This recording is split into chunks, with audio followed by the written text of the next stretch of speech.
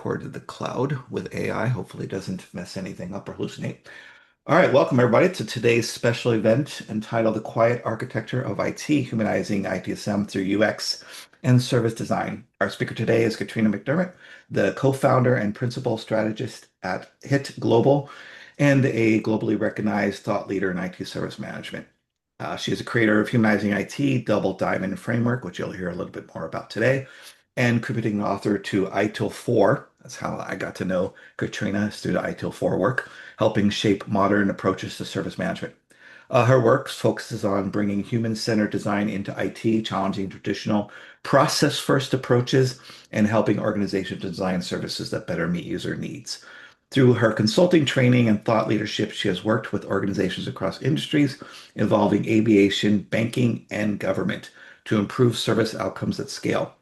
She's also an award-winning author of Humanizing IT. I have the book, by the way. She's not paying me to say that, but it's a really good. Two books I have are excellent, and available on Amazon. And a global speaker known for advancing more experience-driven, people-focused approach to IT service management. By the way, that's one reason I wanted her to come speak with us today and to the UX group as well to kind of explain the intersection between IT service management and service design. So I'm really excited to have her here, kind of run down a little bit of the presentation. We'll go through the presentation, last maybe around 40, 45 minutes. We'll have some time left over for Q&A. So we ask for all questions to be held at the end. But if you do have a burning question, drop it in the Q&A. That's where I'll be monitoring the questions. Use the chat feature to talk to each other, but I will be monitoring the Q&A. And as usual, we are recording the event, and it will be available on the IT Service Management website within 5 business days. And I'll send a link to both the ITSM CG and to the UX Service Design CG.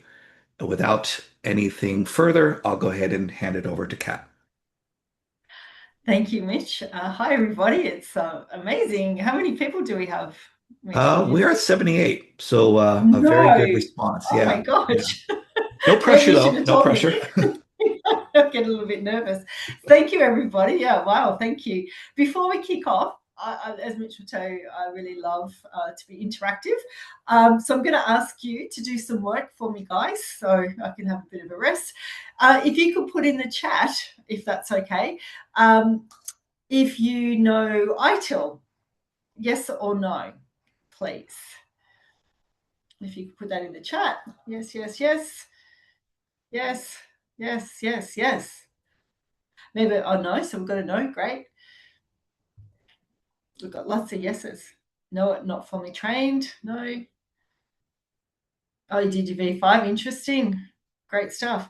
Well, okay, lots of yeses and a few no's. Fantastic. I just want to know that for context. And I've got a few questions that I can ask the audience. Who has heard of human-centered design? Yes or no? Human-centered design. Well, a lot of yeses. I love this. Mitch, this is great, just because typically when I ask this question, there's a lot of no's. So it really is great that we're getting experience out there, isn't it? It's fantastic. Wow. But don't know a lot about it. Great. Fantastic. And last question before we move on. What's the capital of Australia? As you can tell, guys, I'm from Australia. Sydney. It's Brisbane. Thank you. Isn't that interesting? Aussies, yeah. So yes, it is Canberra, and I'm from Australia. And on that note, I'm going to kick off. So thank you for that.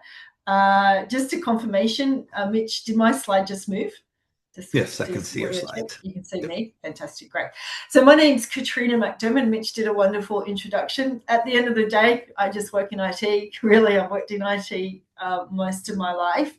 I left a normal job, if you will, pre-COVID, because I worked in the airline industry, and we know what happened to that industry at the time. So I created a company with my business partner, Mark Basham. Just for context, he's the former chief executive of Axelos.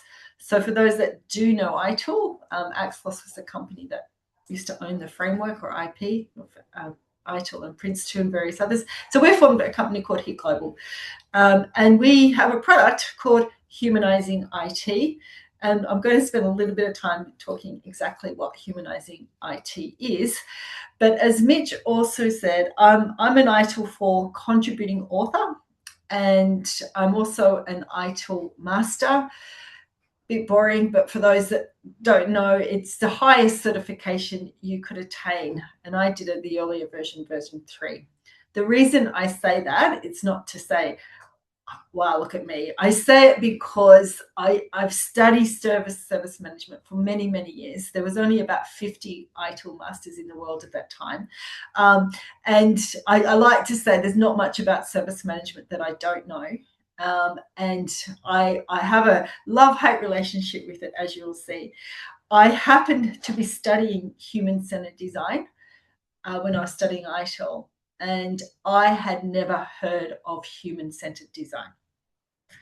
And I was sitting in the classroom and I loved it. And I said to myself, why don't we do these tools and techniques and approaches in ITIL or IT service management? And hence, Humanizing IT was born. And as we'll see, Humanizing IT is about bringing experience into IT service management. And I'm going to move on.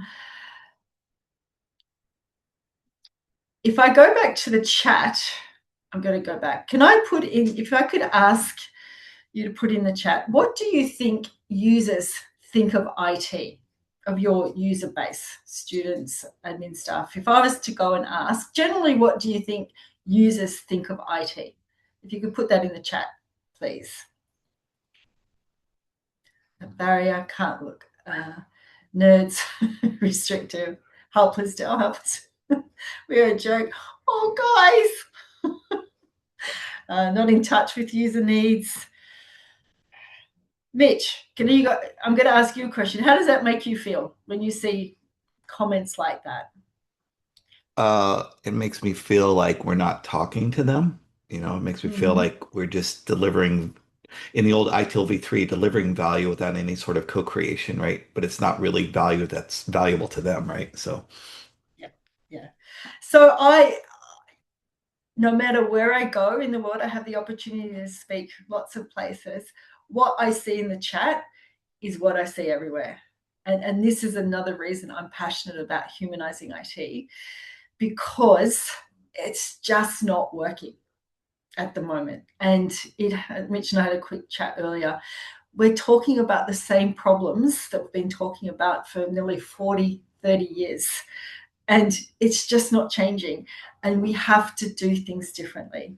And it is interesting what you're writing in that chat, because I quite often say universities or higher ed are very different to a typical organization, because you actually do have a relationship directly with the consumer. Usually IT does not. It usually has a relationship only with internal users, not a customer like a patient or a passenger on a plane. But what I say here is that IT departments aren't failing. They're actually behaving exactly as we designed, us in IT, that should be.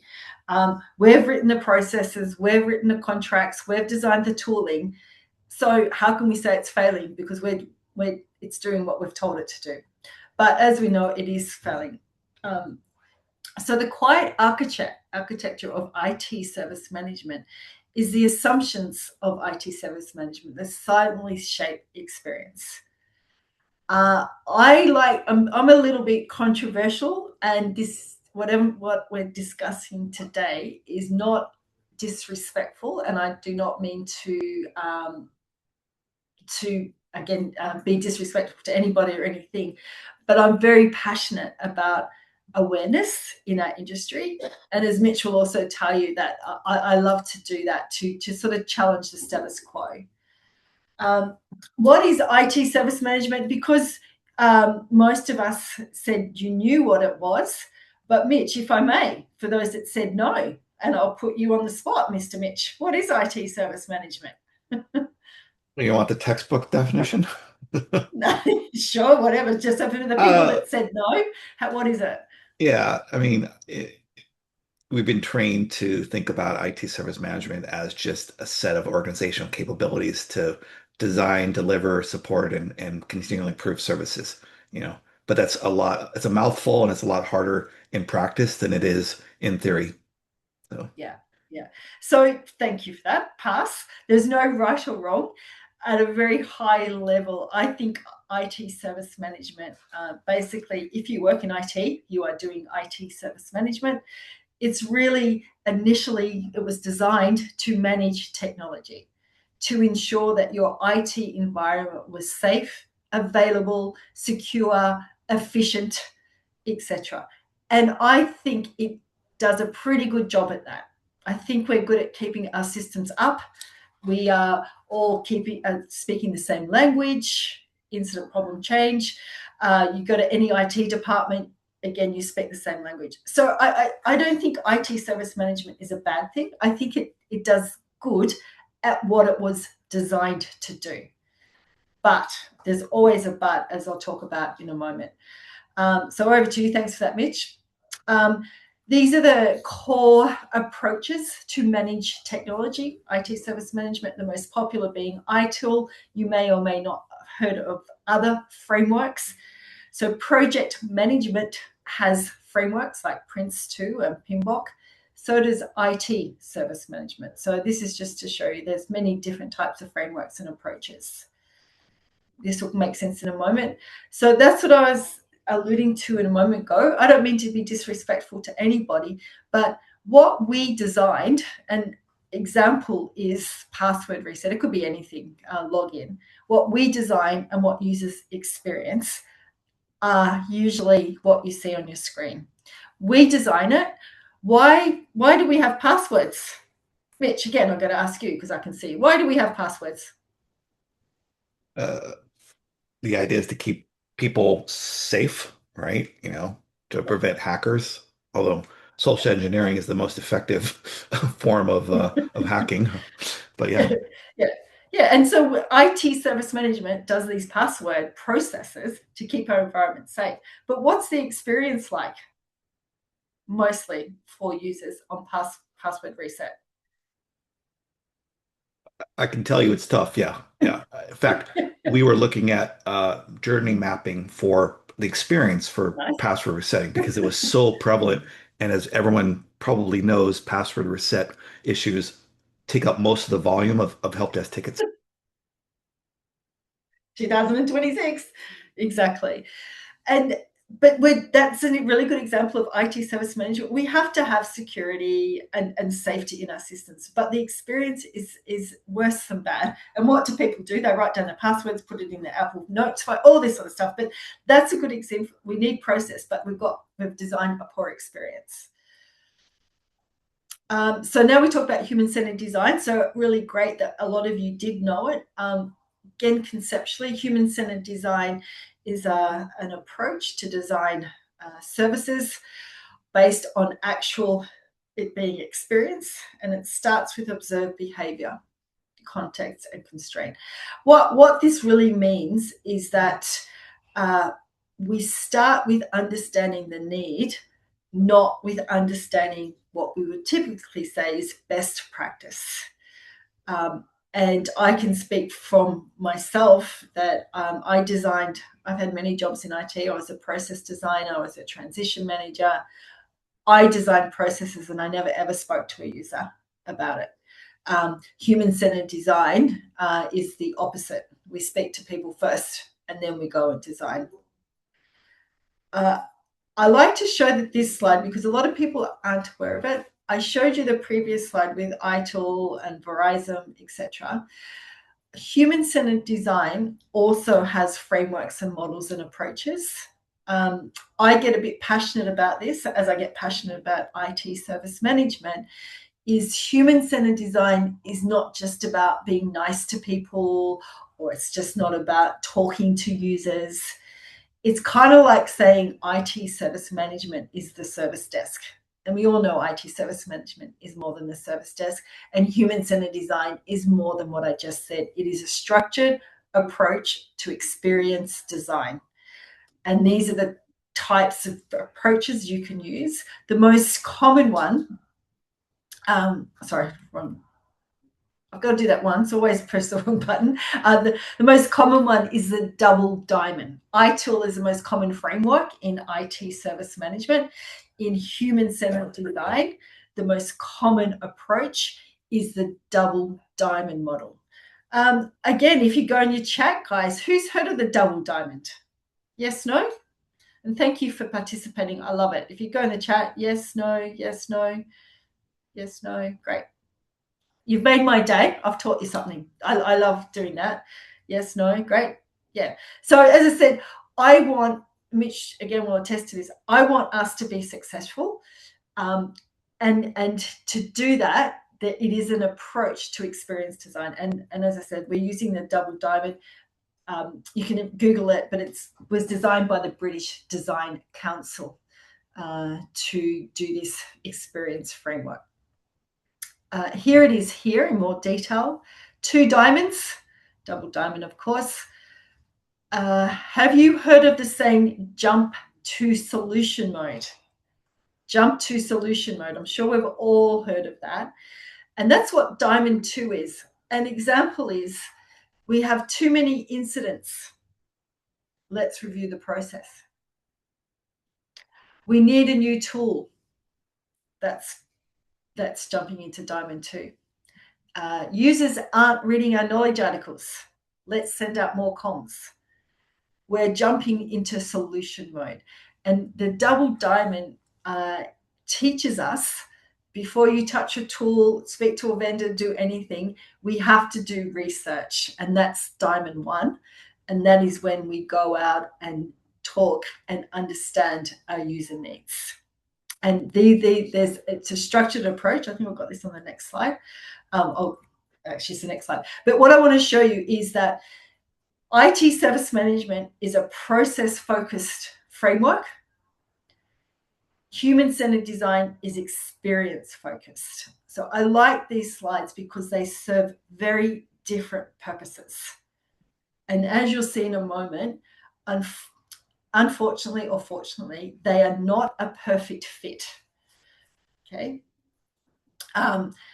So experience is the new currency of IT service management. Are you being told or instructed or being heard that you need to be more user focused? We need to be more experience focused. Are you hearing that? Mitch, you hearing that? Because I can see you. Do we need to be more? Is this a directive that you're having? It's all about experience? Yeah. I think we are, but there's still a state of confusion about who really owns experience, right? So yeah. So it really doesn't land, it doesn't go much further than that, figuring out who really owns it. Absolutely. There's so much unknowns in there, but especially, as I said, I'm fortunate to speak at many companies and conferences around the globe, and it's all about experience. As Mitch said, I've recently released a book, and basically it's called The Experience Distortion of IT Service Management, because I have very strong views of how experience fits into a process-based framework. And we need to be very, very careful because they are not a perfect fit. Service management and experience design are not a perfect fit. You can't just grab it and go like that. And when you do, you fail. Because one of the constraints we have in IT service management is, this is probably for the people that have been longer in IT. In IT service management, we've created an ecosystem that rewards speed and compliance. For example, we all know the service desk. We have metrics. The faster you close that call, the better. We outsource our services for speed and compliance. It is a structured approach to, as I said, as you can see, for speed, compliance over understanding. And that is very contrary to human-centered design. Human-centered design does not start with the constraints that we have in IT. Some more constraints that we have, someone wrote in the chat, we have technical debt, we have budget constraints, we have compliance, we have to do things, and human-centered design does not necessarily start with those constraints. So what is humanizing IT? It is the convergence of those two frameworks, but with the acknowledgement that IT service management has constraints. We've aligned the life cycles of IT service management with the phases of human-centered design. And it's quite interesting because they actually quite fit well. Up the top in pink, discover, define, develop, deliver is human-centered. The green is IT service management. For those that are familiar with the old life cycle or even later versions of ITIL are now back to using that circle. And as you can see, the other concept that we have in humanizing IT is, and for the folk that are on the digital and UX CX side, I think you'd find this interesting, and please disagree with me. Human-centered design does not really concern itself with operations, maintain, run. Its role is to design, develop, build, and transition, and then continue. It doesn't really concern itself with how is the system going to be maintained, supported, what are the integrations needed, what are the contracts needed, etc., etc. So humanizing IT expands to include IT operations. So when the digital folk design these amazing products and services, they have to be supported. And I know you might be using Agile and other frameworks, but again, we bring in the human lens to that part of the product or service. So the quiet architecture, back to our topic, we'll just do a time check. It's rarely named, rarely questioned, and it feels neutral or inevitable. I was one of those people that would say, this is best practice. That's not what I'll say. That's not what ITIL says. I designed processes. I wrote contracts. I was measured by what we know as IT service management. So, Mitch, I'll talk to you again. I hope you don't mind. We could co-host next time. Have you done a maturity assessment of your IT service management? Have you done a maturity assessment?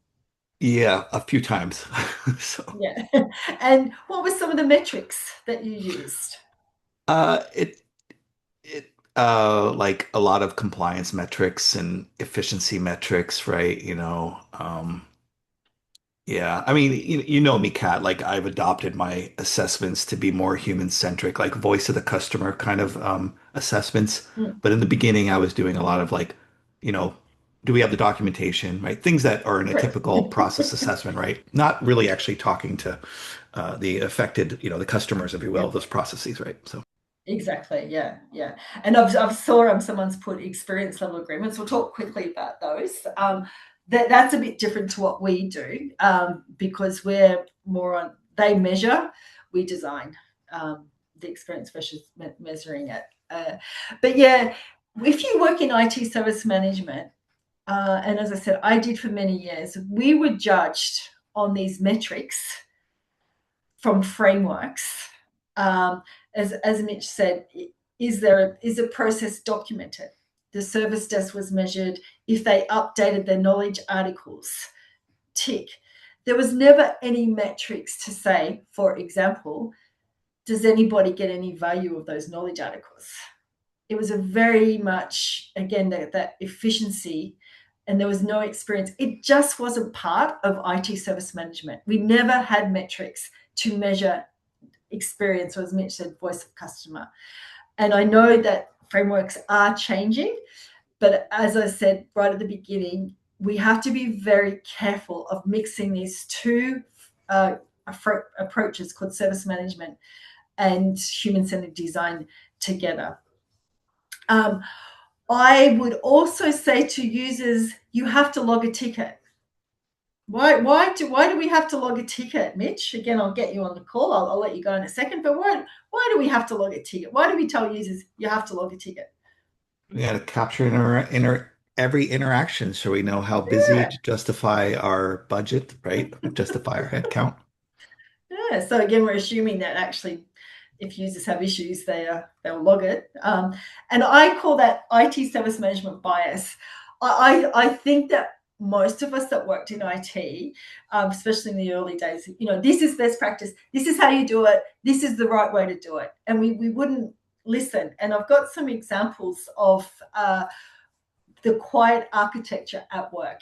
This is where, when I said I'm apologizing, this is where I don't mean to offend anybody, but this is an example of what we have designed in IT as an experience. And I often say, if you work in IT, you're an experience designer.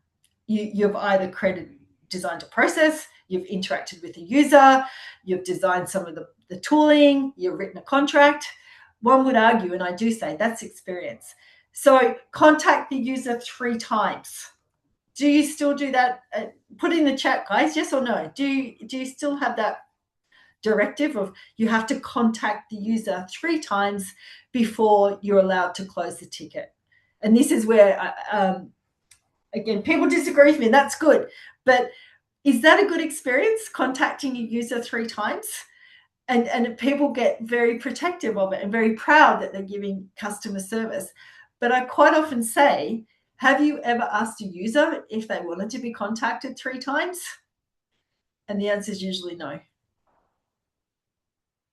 Haven't ever person. So I'm curious. Do you think it's a good thing? Because as I said, we've never really asked the user if they want to be contacted 3 times. I don't want to be asked. Another thing I say, we send updates to users via email typically. Do we ever look at the open rate of tickets when we send, of emails that the service desk has sent? Because I can tell you now, not many people open emails from IT. No, we have not asked exactly. Again, I'll go back to level 2 sends the ticket back to level 1. That's an experience. We've been taught to do that for decades, haven't we, guys? If level 1 doesn't provide enough information on the ticket, so level 1, typically the service desk, goes to level 2, that senior person, that's more important person, is allowed to send it back to level 1. And why did we do that? Because level 2 earns more money, or they're more busy. Again, these compliance things and efficiency. Send an email to update users. We assume that, as I said, we send an email that it's going to be read. Again, I can tell you, very rarely do people read them. Auto close tickets. Close the ticket once a workaround is provided. Do you still do that, guys? Workaround. You can close the ticket. Put that in the chat for me. That's what we call best practice. If a user calls up and says, and sorry, you provided a workaround, we're allowed to close that ticket. Do you still do that, Mitch? Yeah, otherwise your incident SLAs are blown. And you can't put in pending state every time you want to pause something, right? Because that could be used as a crutch and really not take into consideration interacting or updating the person that opened the ticket, right? So So it's, and I quite often say about IT service management, Mitch, say it again, because you can't, because what did you say? Why do you close the ticket after workaround? Do you oh, remember what you because said? you wind up blowing your incident, your mean time to resolve your incident SLAs, whether it's an hour SLS. or 4 business days for low priority, whatever your metric Yeah, is, right? yeah. And So you'll be it's sure to all close it about at that time without so you don't violate, right? Sorry, I got to cut off all communication with you. It's 5 o'clock. I'm going to breach my SLA. why. Yeah, bye. Exactly. And it's funny, we laugh, but that's what happens. And again, it's this service management bias that we all have.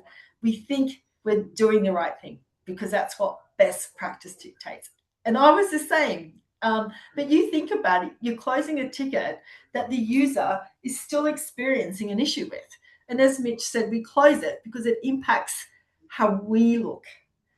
In IT service management, we've written processes to make us more efficient. And we've written, policies to make us more efficient. And again, when you look at process documentation, it's about what we do. It's not what the user does. And please yell out. Okay, as I said this before, survey. Do you send a survey out after a ticket is closed? Do you still do that? Yeah, great. What's the response rate? on tickets? Do you know what the response rate is on surveys? What's it like? I'll jump in. For us, it's about Yeah. 4% on incidents and about 3% on requests. I mean, granted, we get Do you like know what? 20 some odd thousand incidents per month. So, yeah. Mm. Do you, do you think I think that's a good idea? If you're getting a 4% response rate, is that good?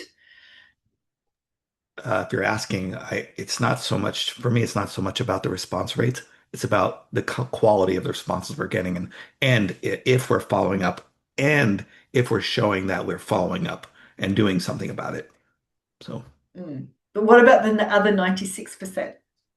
oh, there's underrepresented or Yeah, underheard, right? Not heard. Yeah. yeah, yeah. So 18 to 20% is good, great. Um, the reason, and this is putting a human-centered design lens, is the the issue I have with surveys in IT or any surveys is we ask at the end. We don't ask, and do you ask during, Mitch, during the experience?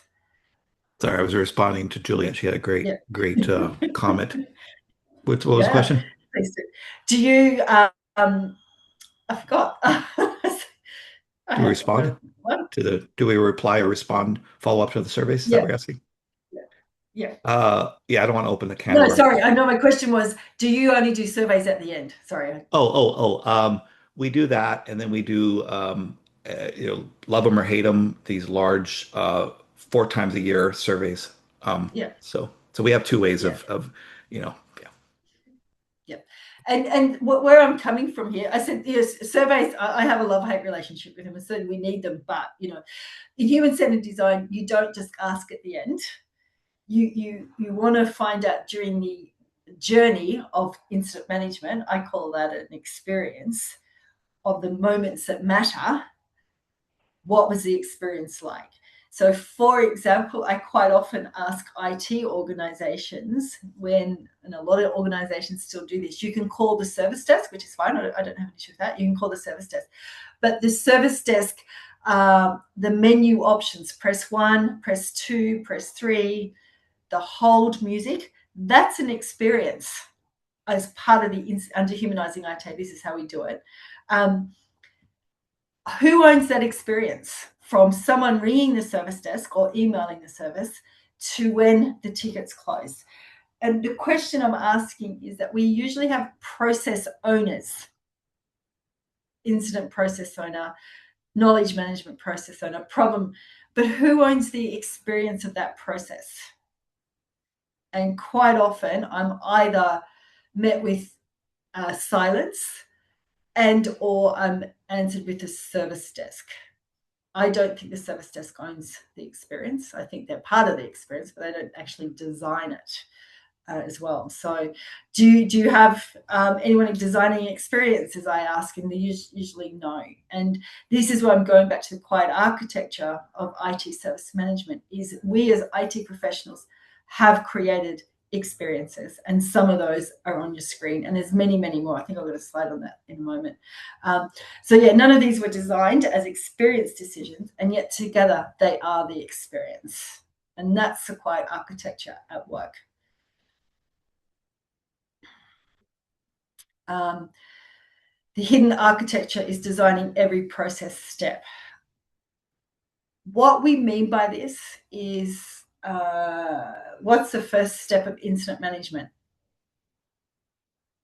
What's the first step? Log a ticket. Is that correct? User logs a ticket. Yep. So I'm going to put in the chat design intent.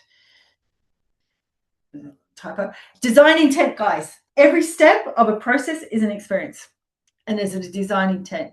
User logs a ticket. The ticket gets categorized, prioritized, categorized, etc. Log a ticket. The design intent and assumptions are the user knows it's an incident. The user knows how to log an incident, where to log an incident. The user knows how to fill out the form. The user can log a ticket. The user might be outside and don't have access to the portal. And what we do is every step of a process, we break it down and look at the assumptions behind that step, because it's an experience of each process. Excuse me. So here's some more examples: responsive, provide clear, structured updates, follow documented process, use the correct channels. These are what we assume, as I said, as part of what we do. How's your portal for users to log a ticket? What's that like? What's your service catalog look like? How's that one? You working on it? It's interesting, and this is what I was saying about the distortion of IT service management. I often say, guys, have you all studied IT service management? You're proud of your certifications? What I'm saying is that to study human-centered design is something you learn. It's not something you just do. And what we want to do within Humanizing IT is teach IT professionals, or make them become aware of how do you design experience, because you can't just do it. You wouldn't expect, I think you'd like this one, you wouldn't expect the HR manager or the chief financial manager. Do you think he'd be able to run a major, he or she would be able to run a major incident? Do you think that? If I went and asked the chief financial officer, I said, could you come and run a major incident? Do you think he'd be able to do that? No, because he's got different skills. So we have amazing skills in IT, and what we want to do is teach you skills to design an experience. So those words that you put in the very beginning of this slide about what do your users think of IT, how do we stop this bad experience for our users? And to do that, it takes training. And for the UX and CX people on the call, you absolutely have these amazing skills. Because what we assume in IT, the quiet architect, assumes that when we say log a ticket, who is that user? Who's logging a ticket? Because there's many different users. As I said, we think that our users will just log a ticket.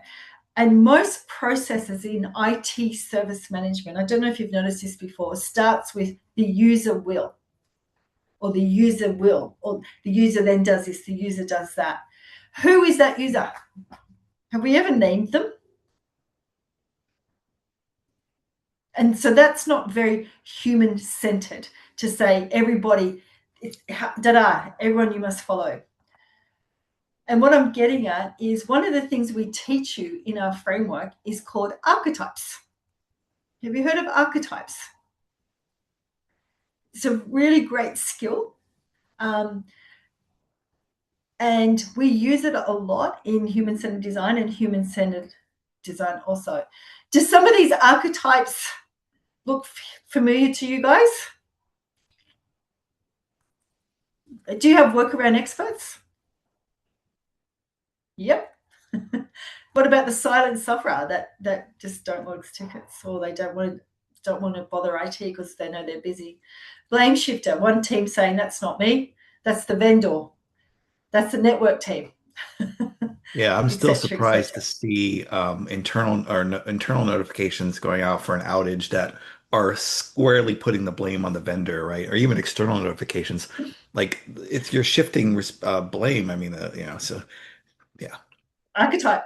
But what we teach you in human-centered design is archetypes are a response to how we've designed the system. It's actually our fault. They're responding to IT service management. They're not, workaround aren't bad people. They just want to get their job done. And so why have we designed a system that, thank you, JB, that allows this behavior? And this is a human-centered design technique. Archetypes aren't people. They're not personas. They are how people respond in a situation that we've provided. And they're a very powerful technique that we teach you as part of Humanizing IT. We actually create archetypes before we create personas. because a persona can have many types of archetypes, behavior. Okay, so a persona might be a VIP, very important person. They get special treatment. But all VIPs do not display the same behavior. They will act differently depending on the situation.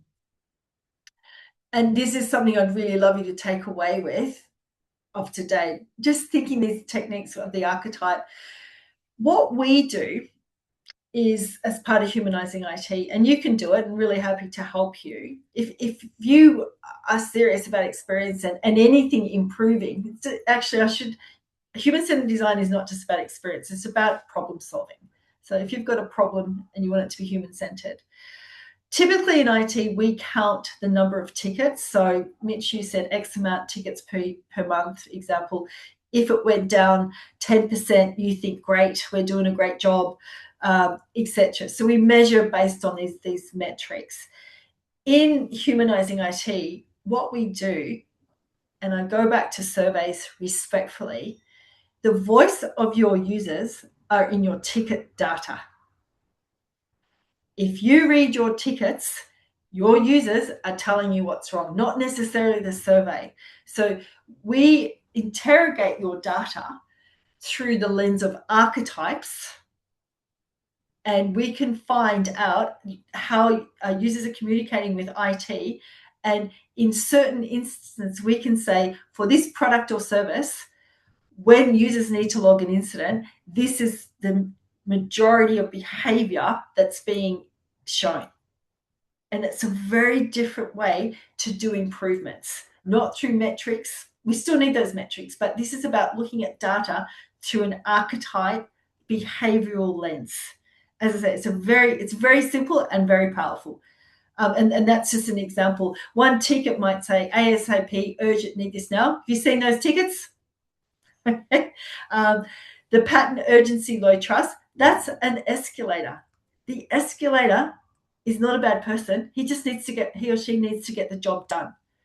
And what you find when you integrate data in this manner, you get patterns. And as I said, very, very powerful way, and happy to share more about how we interrogate data.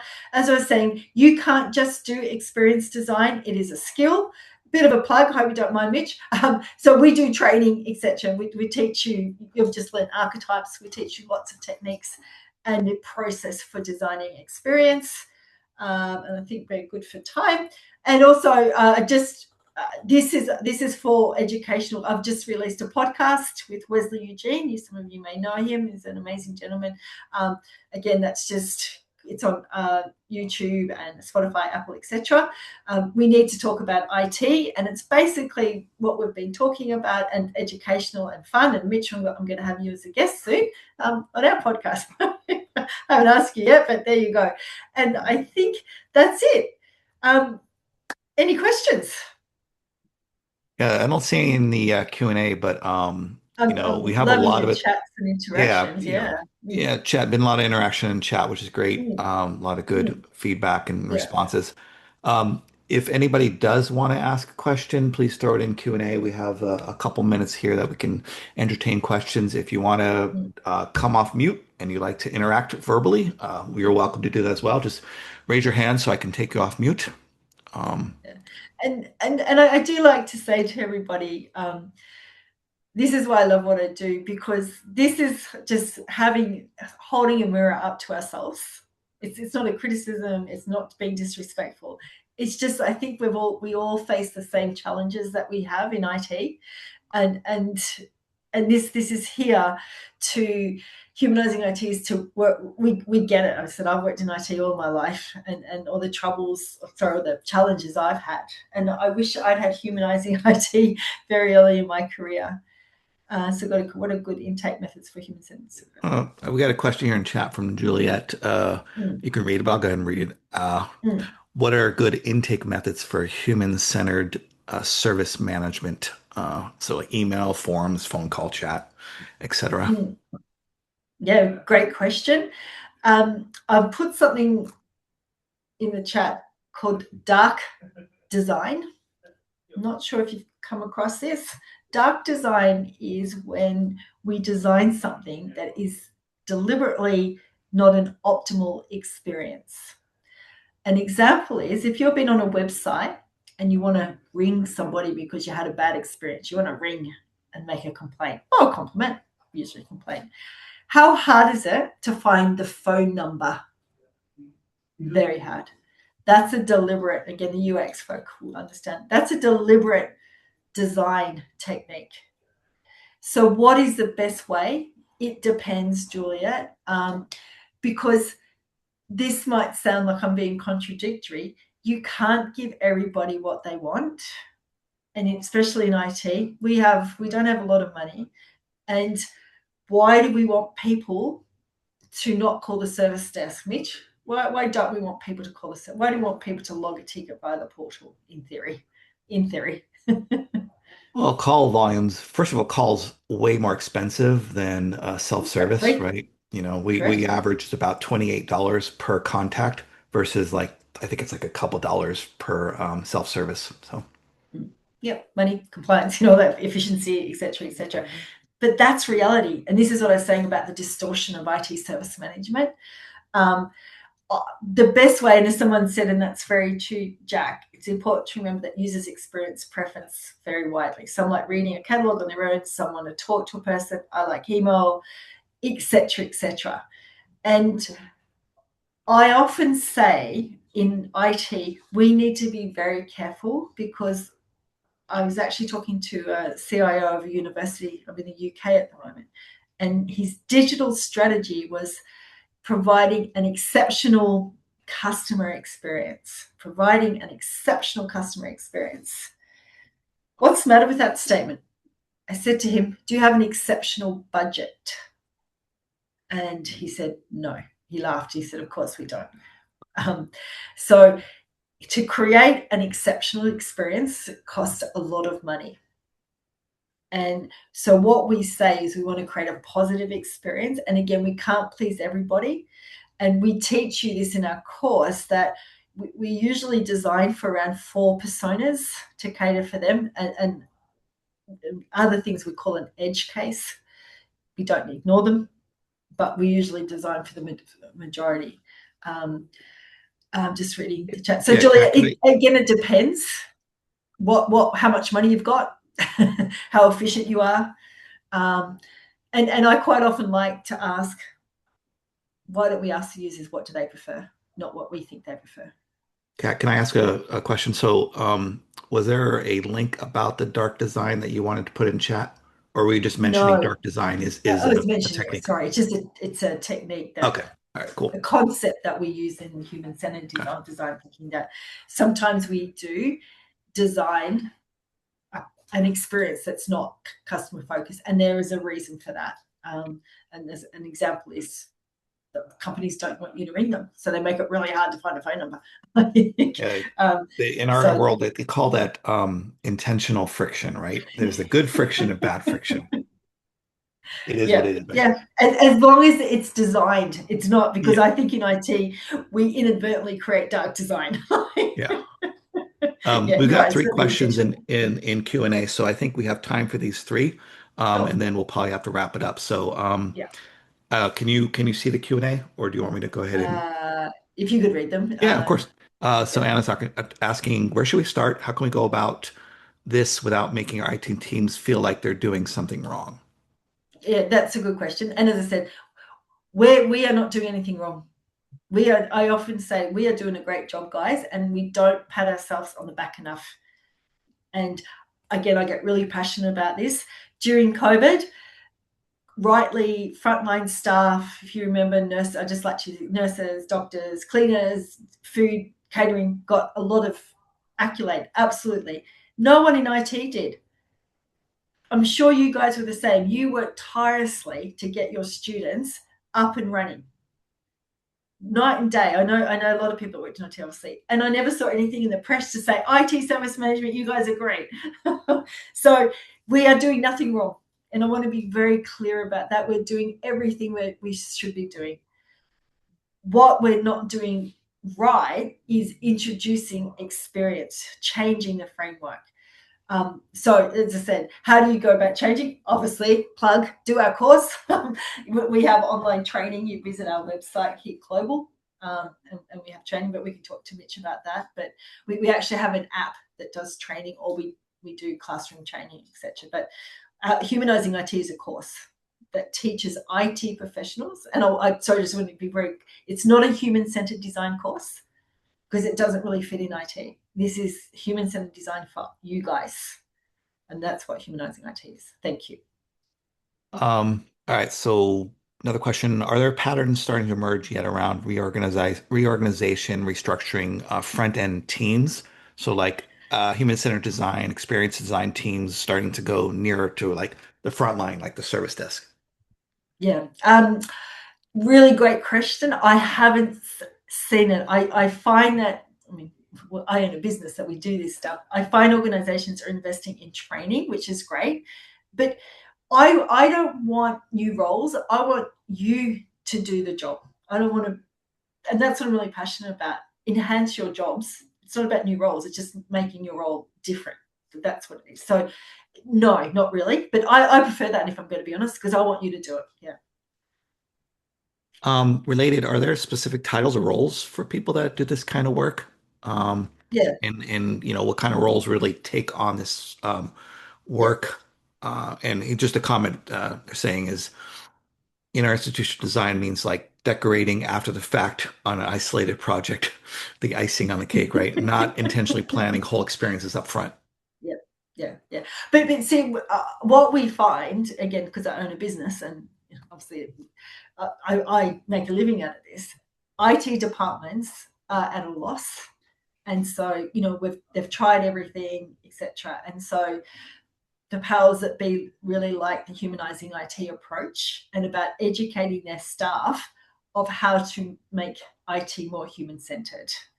And that's really what we're about. It's not about reorganizations. It's about how to make your job easier. Yeah. Um, yeah. So a skill Great. set that, you know, as an ITSM practitioner would be another sort of skill set that I would take on, like OCM, right? I think organizational change management is everybody's Absolutely. responsibility. Yeah. Absolutely. We'll Yeah. jump on Lindsay's question and then Katie, and then I think we'll wrap it up. Um, Yep. so Lindsay's asking, how would you advocate for considering including experience of the service provider in Yeah. balance with the customer experience? Yeah, as an ITSM engineer, the customers are actually the service providers for other customers. Yeah. Great question again, because it's not hard, because service providers at the end of the day, I'll call it black and white, they're in there for money, as we all are, sort of thing. And it's very hard for service providers, in my experience, to sign up for experience, because experience is hard to measure.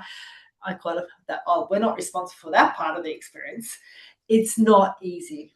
Yeah, it's not easy. But again, humanizing IT is about making what you do more human centered. How do you make incident management more human centered? And I see Katie, I think it is, with knowledge articles, start with the who the articles for and why they want to read it. Yeah. Absolutely. But Katie, I'll ask a question. Have you ever watched a user read your knowledge articles and followed? That's a really powerful technique. And yeah, so do that. It's really amazing, actually. And Kind of it's relate. quite rewarding as well. Kind, Yeah. kind of related, Kate. I always struggle with why it seems like a very simple concept. Like part of my job is helping people design request item or catalog items, right? So, you know, in the service Yeah. catalog. And I asked them, I said, have you tested the form with with customers, you know, to see if they actually can fill it out, right? Because I see a Fantastic. lot of forms designed with complexity and geared towards the data that we as a service provider needs, Yeah. but it's a horrible Yeah. experience. They wind up abandoning the form or calling the service desk. So I'm like, before you put in the wild, just talk to somebody, have them test your form out, get feedback, and but it just seems to kind of just go in one ear and out the other. So yeah. Mitch, that's a really good topic. It's because I don't think we have ever, as IT professionals, thought about this. And it's like when I was But sitting we've with that all human. used forms that are complicated. We've all I been know, on the but other I end. know, I know, but I agree, but it's weird. I was the same when I worked in IT. I would design processes that were terrible, and yeah, service catalogs that were that long. And I know it's such a funny thing. Yeah. I We're, know. we're it's Um, getting so bad. We're thinking about adding a save as draft button. If you need to save in the middle of a form because you have to go off and do something else, there's probably something wrong with the form design. So, yeah. So, yeah, sorry, that little tangent there, but I think it's everyone can relate to no, that, especially if they're in our yeah, world. So, yeah. all right. Well, any sort of last comments before we wrap it up, Kat? No, thank you. This has been truly fantastic. So interactive. And one way or another, I really hope that we can communicate again. Yeah. Um, yeah, obviously, of course, I'd love you to do our trading on our website. I might just put it in if that's all right. It's hitglobal.services. Um, if have people got my email address, Mitch? Yeah. If it's all on the That's if right. it's on the slide, Yeah. yeah. You Yeah. use If you have anything else you want to Cat package, 20 as a Cat good. 20 is a discount code. How's that? My boss will Cool. tell me off, but Cat 20 Easy on to remember. checkout. So, yeah, great. All right. Thank you so Well, much, everybody. I yeah, really appreciate your appreciate time. Thanks it. everyone for being here. You'll have the slides, the recording, any links that Kat wants to share, I'll make available when I send out the recording Absolutely. Yeah. to the IT Service Please. Management Yeah. Community Group Yeah. and to the Yeah. UX Yeah. Design Group. Love having UX design people here. Hopefully, Yeah. our two communities can partner together on more events. I think there's a lot of opportunity here for us to Yeah. collaborate. And I just wish everyone have a happy day, and I'll send it off from here. So thank you everyone for attending. Thank you, Thanks, Kat. Really everybody. Bye appreciate your bye. time. Thank you. Bye bye. Thank you.